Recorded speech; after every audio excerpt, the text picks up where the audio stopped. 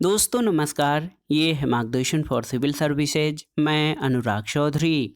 दोस्तों 6वीं कक्षा से 12वीं तक के एनसीईआरटी पुस्तकों पर आधारित पर्यावरण के एनसीईआरटी सार के अंतर्गत इस वीडियो में प्रस्तुत है महत्वपूर्ण अध्याय पारितंत्र में पदार्थों का संचरण। इस अध्याय के अंतर्गत हम जिन टॉपिक्स को कवर करेंगे उनमें पोषण चक्र, जलमंडल, जल चक्र, भूमंडलीय जल संतुलन, कार्बन चक्र, ऑक्सीजन चक्र, नाइट्रोजन चक्र, पारिस्थितिक नाइट्रोजन चक्र, पारिस्थितिक फास्फोरस चक्र और अन्य खनिज चक्रों के बारे में पढ़ेंगे। दोस्तों ये वीडियो विभिन्न प्रतियोगी परीक्षाओं जैसे टेट, सीटेट, यूपी टेट और बिहार राज्य विद्यालय अध्यापक भर्ती परीक्षा के लिए बहुत ही उपयोगी है। दोस्तों इस वीडियो का उपयोग आप एनसीईआरटी पुस्तकों को कम समय में रिवाइज करने के लिए भी कर सकते हैं। तो आइए शुरू करते हैं एनसीईआरटी सार पर्यावरण का अध्याय 4 पारितंत्र में पदार्थों का संचरण। सबसे पहले आइए पोषण चक्र के बारे में जानते हैं। दोस्तों पोषण चक्र क्या है? तो पोषण चक्र में क्या क्या चीज़ें शामिल होती हैं? एक तो इसमें पोषकों का निवेश, पोषक तत्वों का निर्गम और आंतरिक पोषक चक्र, ये 3 प्रक्रियाएं पोषण चक्र में शामिल होती हैं। देखिए सजीव जो भी हैं, सजीवों में आप जानते हैं सभी प्रकार के जीव जंतु, पशु पक्षी सब आते हैं, पेड़ पौधे। सजीवों को अपनी जीवन क्रियाओं के लिए कई रासायनिक तत्वों की आवश्यकता होती है। पौधे जो हैं वो कार्बन, हाइड्रोजन और ऑक्सीजन को कार्बन डाइऑक्साइड और जल से प्राप्त करके प्रकाश संश्लेषण के द्वारा सरल कार्बोहाइड्रेट का निर्माण कर सकते हैं, जबकि दूसरे जटिल पदार्थों के संश्लेषण जैसे प्रोटीन के लिए उन्हें आवश्यक तत्वों या पोषक तत्वों की अतिरिक्त आवश्यकता होती है। कुछ पोषक तत्वों की ज़रूरत ज़्यादा मात्रा में होती है जैसे नाइट्रोजन और फास्फोरस, लेकिन कई अन्य तत्व हैं जिनकी ज़रूरत सूक्ष्म या अल्प मात्रा, बहुत कम मात्रा में होती है जैसे जिंक, मॉलिब्डेनम, तांबा इत्यादि। दोस्तों पोषक तत्वों का इस्तेमाल संरचनात्मक अवयवों के लिए या एंजाइम्स के अवयवों के रूप में होता है जो कि विभिन्न प्रक्रियाओं के लिए आवश्यक है।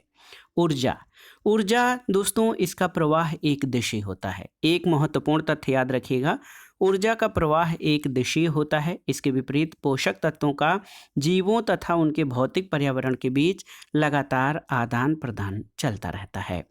पोषण चक्रों में पोषक तत्वों का पारिस्थितिक तंत्र के विभिन्न अवयवों द्वारा जमाव या स्थानांतरण होता है, जिससे पोषक तत्वों का बारंबार इस्तेमाल होता है। दूसरा शब्द एक जैव भू रासायनिक चक्र है। दोस्तों ये बहुत ही महत्वपूर्ण प्रश्न है या तथ्य है, जैव भू रासायनिक चक्र। तो जैव में सजीव और भू में चट्टानें और वायु और जल और इनकी भी पोषक चक्रियता को दर्शाता है, लेकिन जीव भू रासायनिक चक्र साधारणतया बड़े क्षेत्रीय या भूमंडलीय स्तरों के लिए प्रयुक्त होता है। तो जैव भू रासायनिक चक्र ये जो है पोषक तत्वों के चक्रण की प्रक्रिया है जिसका प्रयोग बड़े क्षेत्रीय या भूमंडलीय स्तर के लिए किया जाता है। दोस्तों पोषक तत्वों का बड़ा हिस्सा निष्क्रिय अवस्था में अजैविक भंडार के रूप में जमा हो जाता है और इसका एक छोटा सक्रिय हिस्सा आयन की अवस्था में पाया जाता है जो कि चक्रण में भाग लेता है। पोषक चक्र 2 प्रकार के होते हैं, गैसीय और अवसादी। गैसीय पोषण चक्र का भंडार साधारणतया वायुमंडल या जलमंडल में स्थित होता है। ये तथ्य याद रखिएगा। यहाँ पर आइए देखते हैं पोषक चक्र के प्रमुख प्रकार। तो इसमें एक तो गैसीय पोषक चक्र और दूसरा अवसादी पोषक चक्र होता है। लेकिन दोस्तों आप जान लीजिए अवसादी प्रकार का जो भंडार है ये पृथ्वी की बाहरी सतह में पाया जाता है। नाइट्रोजन वायुमंडल में इसका भंडार है और फास्फोरस स्थल मंडल में भंडार है। इन चक्रों को गैसीय और अवसादी प्रकार के पोषण चक्रों के लिए जाना जाता है। तो याद रखिएगा अगर आपसे पूछा जाए तो गैसीय चक्र, तो ये नाइट्रोजन का जो चक्र है वो गैसीय प्रकार का पोषण चक्र है और फास्फोरस जो है ये अवसादी प्रकार का पोषण चक्र है। इसमें सबसे पहले आइए जानते हैं पोषक तत्वों के निवेश के बारे में। ये बहुत ही महत्वपूर्ण है। दोस्तों आप जान लीजिए कि पारिस्थितिक तंत्र में पोषकों का आवागमन बाहरी स्रोतों से होता है जिसका जैव क्रिया द्वारा उपयोग किया जाता है। जैसे पोषक तत्व घुली हुई अवस्था में वर्षा से प्राप्त होते हैं, आर्द्र जमाव, या कणों की अवस्था में धूल से प्राप्त होते हैं जिनको कि शुष्क जमाव कहा जाता है। मृदा में सहजीवी जैविक नाइट्रोजन यौगिकीकरण एक प्रकार का निवेश है। मृदाजनक पदार्थों के अपक्षयण से पोषक तत्व का अपनी अस्थायी अवस्था से बाहर आना निवेश का एक अन्य उदाहरण है। दूसरा पोषक तत्वों का निर्गम है, यानी जो आउटपुट है। तो पारिस्थितिक तंत्र से पोषक तत्व बाहर लाए जाते हैं और उनमें बहुत सारे तत्व दूसरे पारिस्थितिक तंत्र के निवेश बन जाते हैं। उदाहरण के तौर पर पोषक तत्वों जैसे कैल्शियम और मैग्नीशियम का पर्याप्त मात्रा में बहते जल द्वारा या मृदा अपरदन द्वारा हो जाता है। मृदा में होने वाली जो विनाइट्रीकरण की प्रक्रिया है, इसके द्वारा पर्याप्त मात्रा में नाइट्रोजन गैसीय अवस्था में हो सकती है। एक और देखिए प्रक्रिया कि जब फसलों की कटाई होती है, तो फसलों की कटाई या वनों की लकड़ियों की ढुलाई के काम से इन पारिस्थितिक तंत्रों में पोषक तत्वों की क्षति हो जाती है। और कोई एक ऐसा पारिस्थितिक तंत्र जो छेड़छाड़ रहित हो, तो छेड़छाड़ रहित पारिस्थितिक तंत्र जैसे कि वो पारिस्थितिक तंत्र जिसमें मानव गतिविधियां न के बराबर या अनुपस्थित रहती हैं या थोड़ी बहुत ही रहती हैं, उनमें निवेशित पोषक तत्व निर्गत पोषक तत्व लगभग बराबर होते हैं, जिससे कि जो पोषक चक्र होता है वो संतुलित रहता है। साधारण रूप से पारिस्थितिक तंत्र में निश्चित मात्रा में पोषक तत्वों को ली जाने वाली यानी निवेशित तथा बाहर निकलने वाली यानी निर्गत होने वाले उन पोषक तत्वों की मात्रा से बहुत ही कम होता है, जो पारिस्थितिक तंत्रों के अंदर ही विभिन्न अवयवों के साथ चक्रण में भाग लेते हैं। पारिस्थितिक तंत्र में कुछ प्रमुख कारकों से पोषक चक्र अनियंत्रित हो जाता है और पारिस्थितिक तंत्र अस्थायी हो जाता है, जैसे पेड़ों को गिरने से, आग लगने से, कीटों के फैलने से और मृदा अपरदन से। तो ये पारिस्थितिक तंत्र में कुछ महत्वपूर्ण कारक हैं जिनसे पोषक चक्र अनियंत्रित होता है और पारिस्थितिक तंत्र अस्थायी होता है। दोस्तों, प्राकृतिक वनस्पतियों के हटाने से मृदा का तेजी से अपरदन होता है, लेकिन अगर शीघ्रता से दोबारा वनस्पतियां नहीं लगाई जाती तो ये पतन आगे चलकर पारिस्थितिक तंत्र को नए रूप में जन्म देता है, जिसमें पोषक तत्वों की मात्रा कम होती है। अगर कहीं पे जो है वनस्पतियां नहीं रहेंगी या वनस्पतियों की क्षति हो गई है, तो मृदा का अपरदन होगा, धीरे धीरे पोषक तत्वों का विनाश हो जाता है और वो जगह अनुपजाऊ और बंजर भूमि में बदल जाती है। आंतरिक पोषक चक्र क्या है? तो पौधे और मृदा अलग अलग मात्रा में पोषक तत्वों को अवशोषित करते हैं। मृत कार्बनिक पदार्थों के अपघटन के कारण पोषक तत्वों का लगातार पुनरुद्भवन और मृदा में भंडारण होता है, जो कि पौधों के लिए उसी अवस्था में उपलब्ध रहता है। मृदा में एक गतिशील अवस्था बनी रहती है, जिससे कि पोषक तत्वों का पुनरुद्भवन या दोबारा से उत्पत्ति और अवशोषण के साथ साथ जारी रहता है। मृदा से पोषक तत्वों का हस्तांतरण अवशोषण प्रक्रिया द्वारा होता है, जिसको कि अंतर्ग्रहण कहा जाता है। दोस्तों, जो अवशोषित पोषक तत्व होते हैं वो उपापचयी क्रियाओं द्वारा पौधों में वृद्धि करते हैं। पोषक तत्वों का आवर्ती क्रम में पुनः चक्रण होता है, जैसे कि वनस्पतियों, प्राणी अवशेष और मल मूत्र इत्यादि का कर्कट के रूप में गिरने से मृदा में पुनः आ जाते हैं। जब पौधों की जड़ें सूख जाती हैं तो वो जड़ें अपरद में परिवर्तित हो जाती हैं, जिनका अपघटन के बाद पोषक तत्वों के रूप में पुनरुद्भवन होता है। तो अंत में अपरद में निहित जो पोषक तत्व होते हैं वो मृदा सतह पर जमा हो जाते हैं और वहीं पर अपघटन क्रिया द्वारा पुनरुद्भवित यानी दोबारा उत्पन्न होकर पौधों के लिए उपलब्ध अवस्था में आ जाते हैं। तो पोषक तत्वों का जो चक्रण है वो लगातार चलता रहता है। दोस्तों, एक चीज़ और जानिए कि जब पोषक तत्वों के अंतर्ग्रहण की मात्रा पुनः चक्रित मात्रा से अधिक होती है, जैसे नवजात वन के संदर्भ में, तो अंतर्ग्रहित मात्रा का कुछ भाग खड़ी फसल में प्रतिधारित यानी रिटेंशन रहता है। खड़ी फसल में इन बचे हुए पोषक तत्वों के प्रतिधारित होने से पारिस्थितिक तंत्र में पोषक तत्वों की मात्रा में वृद्धि होती है। जैसे पोषक चक्र में प्रतिधारण जो होता है वो अंतर्ग्रहण माइनस पुनर्चक्रण के बराबर होता है। पोषक तत्वों के अंतर्ग्रहण, चक्रण और प्रतिधारण की दरों में विभिन्न पारिस्थितिक तंत्रों में बहुत अंतर पाया जाता है। ये अंतर जो है पोषक तत्वों के अंतर्ग्रहण, चक्रण और प्रतिधारण की दरों से निर्धारित होता है। जैव भार या मृदा में प्रति इकाई वजन के अनुसार विभिन्न पोषक तत्वों की मात्रा निर्धारण के लिए कई तरह की रासायनिक विधियां उपलब्ध हैं। पोषक तत्वों की सांद्रता तथा जैव भार में समय के साथ साथ परिवर्तन निर्धारित कर पारिस्थितिक तंत्र के पोषक तत्वों का आय व्यय निर्धारित किया जा सकता है। देखिए, अगला है जलमंडल। सबसे पहले हम जो जलमंडल है उसके बारे में, हाइड्रोस्फीयर के बारे में जानेंगे कि जलमंडल क्या है और ये किस तरह से प्रकृति में कार्य करता है, इसकी क्या उपादेयता है। दोस्तों, जलमंडल से तात्पर्य जल की उस परत से है जो पृथ्वी की सतह पर महासागरों, झीलों, नदियों और अन्य जलाशयों के रूप में फैली है। और एक आप जानते भी होंगे एक तथ्य कि पृथ्वी की सतह के संपूर्ण क्षेत्रफल के 71% भाग में जल का विस्तार है। इसलिए पृथ्वी को कभी कभी जलीय ग्रह भी कहा जाता है।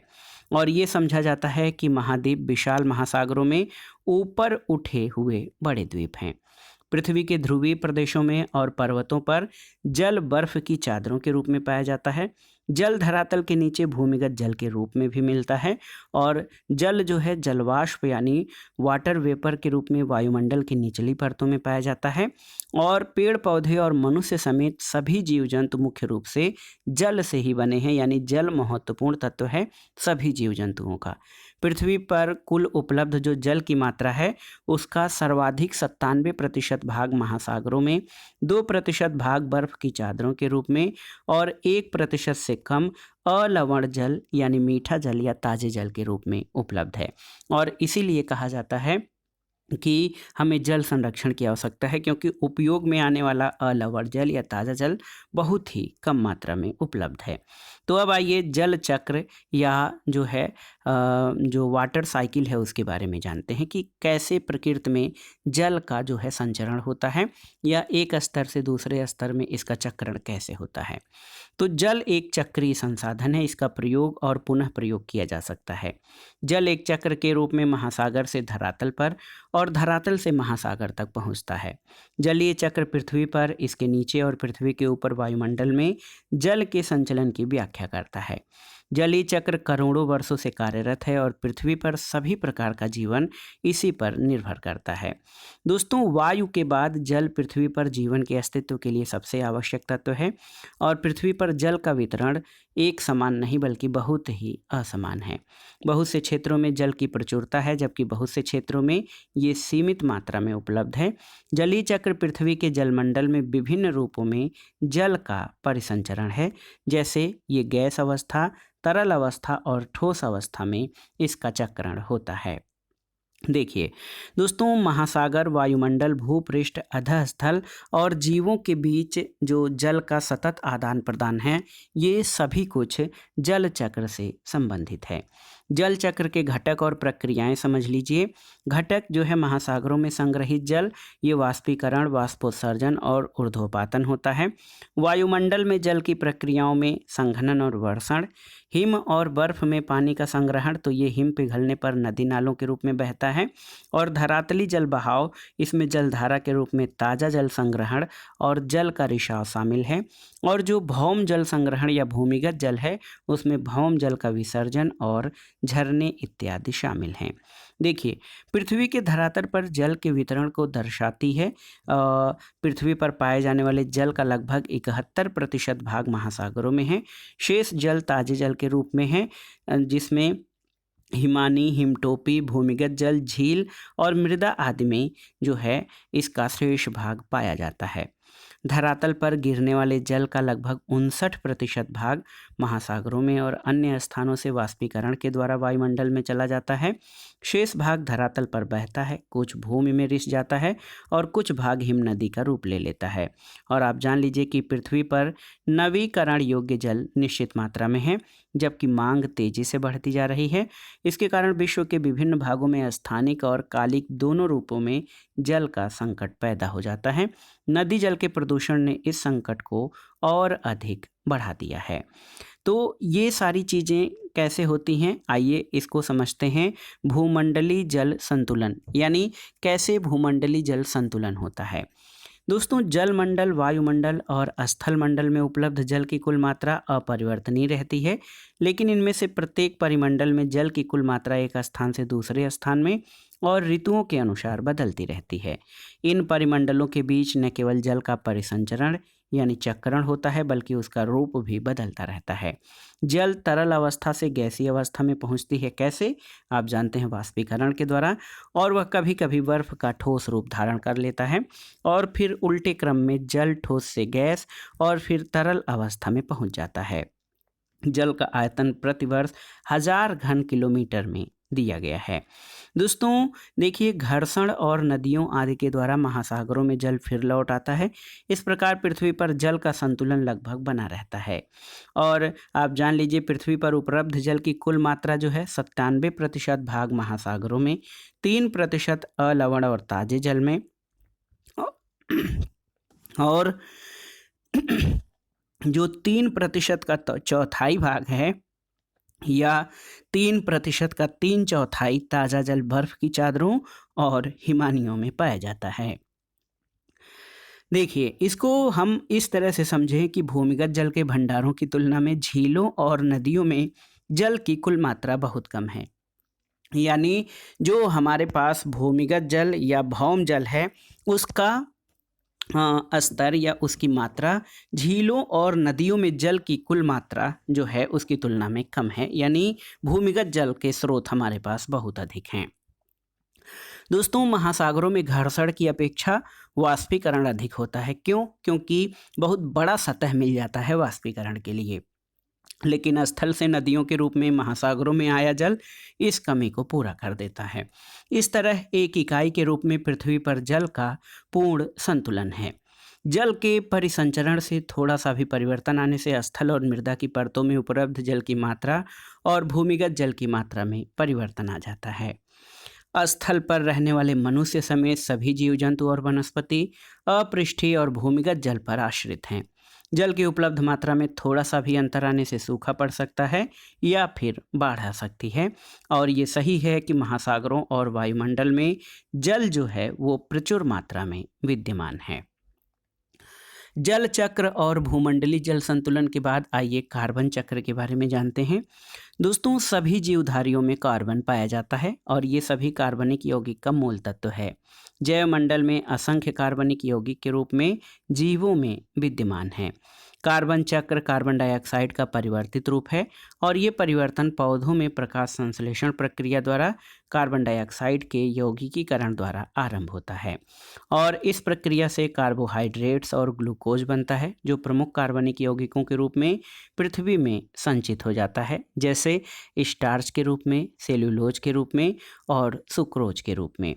कार्बोहाइड्रेट्स का कुछ भाग सीधे पौधों की जैविक क्रियाओं में प्रयोग हो जाता है और इस प्रक्रिया के दौरान विघटन से पौधों के पत्तों और जड़ों द्वारा कार्बन डाइऑक्साइड गैस मुक्त होती है। शेष कार्बोहाइड्रेट जो पौधों की जैविक क्रियाओं में प्रयुक्त नहीं होते, वे पौधों की ऊतक में संचित हो जाते हैं। दोस्तों, ये पौधे या तो शाकाहारियों के भोजन बनते हैं, अन्यथा सूक्ष्म जीवों द्वारा विघटित हो जाते हैं। शाकाहारी क्या करते हैं? ये उपयोग किए गए कार्बोहाइड्रेट्स को कार्बन डाइऑक्साइड में परिवर्तित करते हैं और श्वसन क्रिया द्वारा वायुमंडल में छोड़ते हैं। शेष कार्बोहाइड्रेट्स का जंतुओं के मरने पर सूक्ष्म जीव अपघटन करते हैं।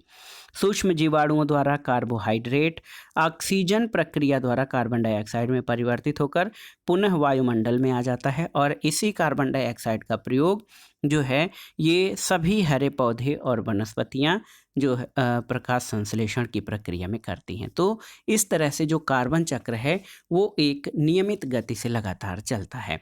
और कार्बन चक्र जब डिस्टर्ब होता है तो वायुमंडल में कार्बन डाइऑक्साइड की मात्रा बढ़ जाती है। यानी हमारी औद्योगिक गतिविधियों, पेड़ पौधों और वनों के कटाव से जब कार्बन को ग्रहण करने वाली जो प्रक्रिया है बाधित होती है, यानी पेड़ पौधे कम होते हैं, तो वायुमंडल में कार्बन का या कार्बन डाइऑक्साइड का स्तर बढ़ता है, जो कि वैश्विक तापन या ग्लोबल वार्मिंग के लिए उत्तरदायी है। तो ये तो आपके समझने के लिए था। अब आइए कार्बन के बाद ऑक्सीजन चक्र के बारे में जानते हैं। दोस्तों, प्रकाश संश्लेषण क्रिया का प्रमुख सह परिणाम ऑक्सीजन है। यह कार्बोहाइड्रेट के ऑक्सीकरण में शामिल है, जिससे ऊर्जा, कार्बन डाइऑक्साइड और जल विमुक्त होते हैं। ऑक्सीजन चक्र बहुत जटिल प्रक्रिया होती है और बहुत से रासायनिक तत्वों और सम्मिश्रणों में ऑक्सीजन पाई जाती है। ऑक्सीजन नाइट्रोजन के साथ मिलकर नाइट्रेट बनाती है और बहुत से अन्य खनिजों और तत्वों से मिलकर कई तरह के ऑक्साइड बनाती है, जैसे आयरन ऑक्साइड, एल्यूमिनियम ऑक्साइड इत्यादि। और सूर्य के प्रकाश में प्रकाश संश्लेषण प्रक्रिया के दौरान जल अणुओं के विघटन से ऑक्सीजन उत्पन्न होती है और पौधों की वाष्पोत्सर्जन प्रक्रिया के दौरान भी ये वायुमंडल में पहुंचती है। तो ऑक्सीजन चक्र के बारे में आपने शार्ट में पढ़ा। अब आइए एक महत्वपूर्ण चक्र नाइट्रोजन चक्र के बारे में जानते हैं। देखिए, वायुमंडल की संरचना का प्रमुख घटक नाइट्रोजन है और आप जानते हैं वायुमंडलीय गैसों में 78% से अधिक, लगभग 79% भाग नाइट्रोजन का है। विभिन्न कार्बनिक यौगिकों जैसे अमीनो अम्ल, न्यूक्लिक एसिड, विटामिन और वर्णक आदि में ये महत्वपूर्ण घटक है। और वायु में स्वतंत्र रूप से पाई जाने वाली नाइट्रोजन को अधिकांश जीव प्रत्यक्ष रूप से ग्रहण करने में असमर्थ हैं, तो ये किसी अन्य रूप में ग्रहण करते हैं। कैसे? देखिए, केवल कुछ विशिष्ट प्रकार के जीव जैसे कुछ मृदा जीवाणु और ब्लू ग्रीन एल्गी यानी नील हरी शैवाल इसे प्रत्यक्ष गैसीय रूप में ग्रहण करने में सक्षम है। सामान्यतः नाइट्रोजन यौगिकीकरण के द्वारा ही प्रयोग में लाई जाती है और नाइट्रोजन का लगभग 90% भाग जैविक है, यानी जीव ही ग्रहण कर सकते हैं। स्वतंत्र नाइट्रोजन का प्रमुख स्रोत मिट्टी के सूक्ष्म जीवाणुओं की क्रिया और संबंधित पौधों की जड़ें और रंध्र वाली मृदा है, जहां से ये वायुमंडल में पहुंचती है। वायुमंडल में भी नाइट्रोजन का यौगिकीकरण होता है अंतरिक्ष विकिरण और बिजली के चमकने से। महासागरों में कुछ समुद्री जीव भी इसका यौगिकीकरण करते हैं और वायुमंडलीय नाइट्रोजन के इस तरह यौगिक रूप में उपलब्ध होने पर हरे पौधों में इसका स्वांगीकरण यानी नाइट्रोजन एसिमिलेशन होता है। शाकाहारी जंतुओं द्वारा इन पौधों के खाने पर इसका यानी नाइट्रोजन का कुछ भाग उनमें चला जाता है। फिर मृत पौधों और जानवरों के जो नाइट्रोजनी अपशिष्ट होते हैं वो मिट्टी में उपस्थित बैक्टीरिया द्वारा नाइट्राइट में परिवर्तित हो जाते हैं। दोस्तों, कुछ जीवाणु नाइट्राइट को नाइट्रेट में परिवर्तित करते हैं। कुछ जीवाणु नाइट्राइट को नाइट्रेट में परिवर्तित करने में सक्षम होते हैं और पुनः हरे पौधों द्वारा नाइट्रोजन यौगिकीकरण हो जाता है। कुछ अन्य प्रकार के जीवाणु इन नाइट्रेट को पुनः स्वतंत्र नाइट्रोजन में परिवर्तित करने में सक्षम होते हैं और इस प्रक्रिया को डीनाइट्रीकरण कहा जाता है। तो नाइट्रीकरण यानी आप जान लीजिए कि नाइट्रोजन यौगिकीकरण और डीनाइट्रीकरण की प्रक्रिया लगातार चलती है, जिससे नाइट्रोजन जो चक्र है वो प्रकृति में चलता रहता है। पारिस्थितिक नाइट्रोजन चक्र क्या है, इसको समझिए। दोस्तों, पारिस्थितिक तंत्र में नाइट्रोजन का अंतिम स्रोत वायुमंडल में उपस्थित आणविक नाइट्रोजन है, जिसको पौधों तथा प्राणियों द्वारा सीधे उपापचयीकृत नहीं किया जा सकता है। प्राकृतिक चट्टानों में जो नाइट्रोजन होती है दोस्तों, आप जान लीजिए ये महत्वपूर्ण है। प्राकृतिक चट्टानों में नाइट्रोजन नहीं पाया जाता है, इसलिए मृदा निर्माण के समय नाइट्रोजन प्रदान नहीं करते हैं। इस तरह विभिन्न पारिस्थितिक तंत्र के जैव भार, अपरद और ह्यूमस में जो संपूर्ण नाइट्रोजन होता है वो वायुमंडल से लाखों वर्षों की जैविक प्रक्रियाओं द्वारा प्राप्त किया गया है। आणविक नाइट्रोजन का नाइट्रोजन चक्र में जो प्रवेश होता है विभिन्न स्वतंत्र और सहजीवी नाइट्रोजन यौगिकीकरण सूक्ष्म जीवाणुओं की गतिविधियों द्वारा होता है। और जो स्थलीय पारिस्थितिकी तंत्र में नाइट्रोजन यौगिकीकरण है ये सहजीवी सूक्ष्म जीवाणुओं के द्वारा होता है। यहाँ तक कि जलीय पारिस्थितिक तंत्र में अधिकतम यौगिकीकरण स्वतंत्र सूक्ष्म जीवाणुओं के द्वारा ही होता है। तो याद कर लीजिए दोस्तों, जो नाइट्रोजन वायुमंडल में उपस्थित है उसका यौगिकीकरण कई सूक्ष्म जीवाणुओं के द्वारा होता है। मृदा में जो वास करने वाले महत्वपूर्ण स्वतंत्र नाइट्रोजन यौगिकीकरण करने वाले जीवाणु हैं उसमें एजेटोबैक्टर ऑक्सी और कोलेस्ट्रीडियम जो है अनाक्सी जीवाणु कहलाते हैं। दोस्तों, उष्णकटिबंधीय प्रदेशों के बाढ़ग्रस्त धान के खेतों में मुख्य रूप से नाइट्रोजन यौगिकीकरण करने के लिए विभिन्न प्रकार के साइनोबैक्टीरिया उत्तरदायी होते हैं। इसमें एनाबेना, ओलेसीरा और नास्टोक का नाइट्रोजन यौगिकीकरण करने वाले जीवाणुओं में प्रमुख स्थान है। दलहन पौधों में राइजोबियन जीवाणु उनके जड़ ग्रंथिका में निवास करके बहुत प्रभावकारी सहजीवन को दर्शाता है। और फली वाले पौधे जैसे मटर, बीन्स, ये सभी प्राकृतिक स्थली के साथ साथ मानवकृत कृषि पारिस्थितिक तंत्र नाइट्रोजन व्यवस्था में महत्वपूर्ण भूमिका निभाते हैं। दोस्तों, फली पौधों के अतिरिक्त कैजुराइना और एलनस, ये कई उच्चतर पौधों की जाति भी ग्रंथिकाशय प्रक्रिया का निर्माण करती है, जैसे फ्रैंकिया जो कि नाइट्रोजन यौगिकीकरण एक्टिनोमाइसिट है। दूसरा जीवाणु एजोस्पाइरिलम भी नाइट्रोजन यौगिकीकरण करता है, जो कि विभिन्न उष्णकटिबंधीय घासों की जड़ सतहों के ऊपर वृद्धि करता है। स्वतंत्र और सहजीवी नाइट्रोजन यौगिकीकरण जो है वो सूक्ष्म जीवाणुओं में एक निश्चित समानता होती है, और नाइट्रोजन के यौगिकीकरण करने वाले जो प्रमुख जीवाणु हैं उसमें एनाबेना, ओलेसीरा और नास्टोक इत्यादि हैं। सभी नाइट्रोजन यौगिकीकरण जो है वो सूक्ष्म जीवाणु नाइट्रोजन एंजाइम की सहायता से यौगिकीकरण प्रक्रिया करते हैं, जो एंजाइम ऑक्सीजन की अनुपस्थिति में क्रिया करता है, और इन प्रत्येक क्रिया में वायुमंडलीय नाइट्रोजन प्रारंभिक तौर पर अमोनिया में परिवर्तित होती है। कार्बनिक नाइट्रोजन युक्त अवयवों से जो एमोनिया यानी NH3 इसका निर्माण और सूक्ष्म जीवाणुओं के अनुक्रमण द्वारा इनका जो है ऑक्सीकरण होकर नाइट्रेट में परिवर्तन होना, नाइट्रोजन का मृदा में परिवर्तित होना एक प्रमुख प्रक्रिया माना जाता है। कई परपोषी जीवाणु जैसे एक्टिनोमाइसिटीज और कवकों के द्वारा अपरद में अवस्थित एंजाइमी विघटनशील कार्बनिक नाइट्रोजन जैसे प्रोटीन और न्यूक्लियक अम्लों का अमोनियाकरण प्रक्रिया द्वारा अमोनिया में परिवर्तन किया जाता है, और अपनी उपापचयी आवश्यकताओं की पूर्ति के बाद ये जीव अतिरिक्त नाइट्रोजन को मृदा में उत्सर्जित कर देते हैं। दोस्तों, रासायनिक स्वपोषी बैक्टीरिया समूह द्वारा दो चरणों की प्रक्रिया से अमोनिया का नाइट्रेट में परिवर्तन होता है, जिसे नाइट्रीकरण कहा जाता है। प्रारंभ में नाइट्रोसोमोनास बैक्टीरिया द्वारा अमोनिया का नाइट्रेट में परिवर्तन होता है। इसके बाद नाइट्रोबैक्टर द्वारा नाइट्रेट का नाइट्राइट में परिवर्तन होता है। कम नमी और मृदा में वायु की कमी द्वारा नाइट्रीकरण की दर घट जाती है। तो याद रखिएगा, जब नमी अधिक होती है और जो है मृदा में वायु की कमी होती है, नमी कम होती है और वायु की कमी होती है, तो ये नाइट्रीकरण की प्रक्रिया घटती है। लेकिन यदि जल हो और अनाक्सीकारी स्थिति हो तो दूसरे समूह के सूक्ष्म जीवाणु जैसे कि विनाइट्रीकारक सक्रिय हो जाते हैं। स्यूडोमोनास जो कि बहुत ही सामान्य विनाइट्रीकारक बैक्टीरिया है, कम वातित यानी कम हवा और अपरद से परिपूर्ण स्थिति में अच्छा काम करता है। विनाइट्रीकारक बैक्टीरिया नाइट्रोजन का नाइट्रेट्स और नाइट्रिक ऑक्साइड में और अंततः गैसीय नाइट्रोजन में परिवर्तित कर देता है, और इस तरह से जो नाइट्रोजन की प्रक्रिया है वो चलती रहती है। तो इसीलिए कि विनाइट्रीकरण नाइट्रीकरण के ठीक विपरीत होता है। बहुत सारे उच्च स्तरीय पौधे मृदा में उपस्थित नाइट्रोट को अवशोषित करने में जो है सक्षम होते हैं। तो पौधे जो हैं वो नाइट्रोजन को नाइट्रेट के रूप में ग्रहण करते हैं, याद रखिएगा।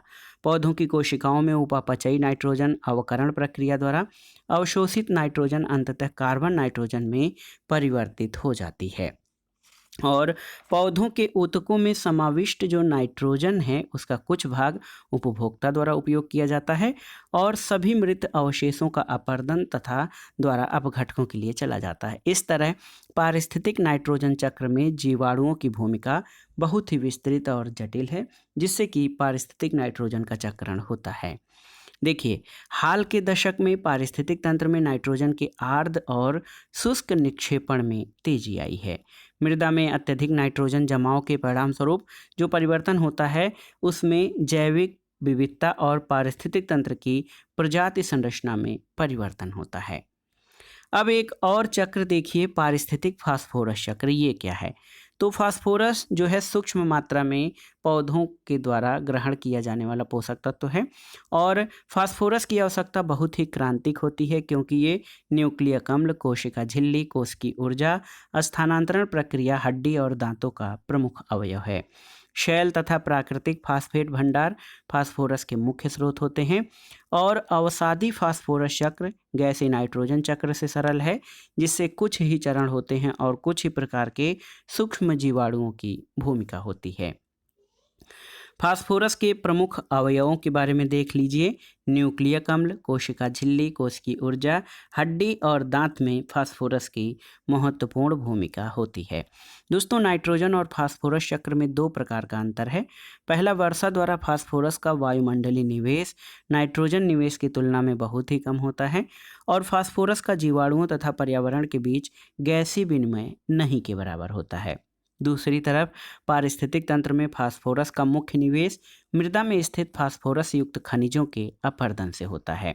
दूसरी चीज, फास्फोरस अत्यधिक अम्लीय और क्षारीय मृदाओं में तीव्र अवशोषण की यौगिकीकरण क्षमता दर्शाता है, जिसके परिणाम स्वरूप पौधों के लिए फास्फोरस की उपलब्धता एकाएक घट जाती है। देखिए, मृदा घोल में फास्फोरस किस रूप में मिलता है? तो याद रखिएगा, मृदा घोल में फास्फोरस आर्थोफास्फेट के रूप में देखा जाता है और पौधे मृदा से फास्फोरस अवशोषित करते हैं और इन्हें कार्बनिक अवयवों में संयोजित करते हैं। फास्फेटी कारक बैक्टीरिया अपरद में निहित कार्बनिक फास्फेट को परिवर्तित करके फास्फेट आयन की पूर्ति बनाए रखता है और उच्च स्तरीय पौधों के द्वारा फास्फोरस का अवशोषण कवक मूल की उपस्थिति में तीव्रता से होता है। दोस्तों, अन्य खनिज चक्रों के बारे में भी शार्ट में देख लेते हैं। तो जैव मंडल में मुख्य भू रासायनिक तत्वों जैसे कार्बन, ऑक्सीजन, नाइट्रोजन और हाइड्रोजन के अतिरिक्त पौधों और प्राणी जीवन के लिए बहुत अधिक महत्व के कुछ अन्य खनिज होते हैं। जीवधारियों के लिए आवश्यक ये खनिज पदार्थ प्राथमिक तौर पर अकार्बनिक रूप में मिलते हैं, जैसे फास्फोरस, सल्फर, कैल्शियम और पोटेशियम। प्रायः यह घुलनशील लवणों के रूप में मिट्टी में या झील या नदियों में समुद्री जल में पाए जाते हैं। जब घुलनशील लवण जल चक्र में सम्मिलित हो जाते हैं, तब ये अपक्षय प्रक्रिया द्वारा पृथ्वी की परपटी पर और फिर बाद में समुद्र तक पहुँचते हैं। अन्य लवण तलछट के रूप में धरातल पर पहुँचते हैं और फिर अपक्षय से चक्र में शामिल हो जाते हैं। सभी जीवधारी अपने पर्यावरण में घुलनशील अवस्था में उपस्थित खनिज लवणों से ही अपने खनिजों की आवश्यकता को पूरा करते हैं। अन्य कुछ जंतु पौधों तथा प्राणियों के भक्षण से इन खनिजों को प्राप्त करते हैं। दोस्तों, जीवधारियों के मृत्यु के बाद ये खनिज अपघटित तथा प्रवाहित होकर जो है मिट्टी और जल में मिल जाते हैं। और देखिए, ये जो प्रक्रिया है खनिजों की, इसी तरह से ये खनिज चक्र चलता रहता है। तो दोस्तों, ये था आज का वीडियो 6वीं कक्षा से 12वीं तक के पर्यावरण के NCERT पुस्तकों पर आधारित जो अध्याय पारितंत्र में पदार्थों का संचरण, और इसमें आपने विभिन्न चक्रों के माध्यम से, जैसे जल चक्र, उसके अलावा कार्बन चक्र, ऑक्सीजन चक्र, नाइट्रोजन चक्र, फास्फोरस चक्र और अन्य खनिज चक्रों के माध्यम से जान लिया कि जो है पारिस्थितिक तंत्र में पोषक तत्वों का और पदार्थों का संचरण किस प्रकार से होता है, और बहुत ही आसानी से इसमें संक्षेप में ये सारे चैप्टर्स या ये सारे टॉपिक कवर किए गए हैं। तो आप इन सभी महत्वपूर्ण तथ्यों और जानकारियों को रिवाइज कर लीजिएगा, अच्छे से पढ़ लीजिएगा, ताकि जब ये प्रश्न परीक्षाओं में पूछे जाएं या किसी तरह का कोई जो है इस पे चर्चा हो तो आप आसानी से उनको बता सकें। तो दोस्तों, ये था आज का वीडियो आपको कैसा लगा हमें कमेंट बॉक्स में ज़रूर बताइएगा। वीडियो को लाइक करें, शेयर करें और इस चैनल मार्गदर्शन फॉर सिविल सर्विसेज को सब्सक्राइब करें। वीडियो देखने के लिए धन्यवाद दोस्तों, नमस्कार।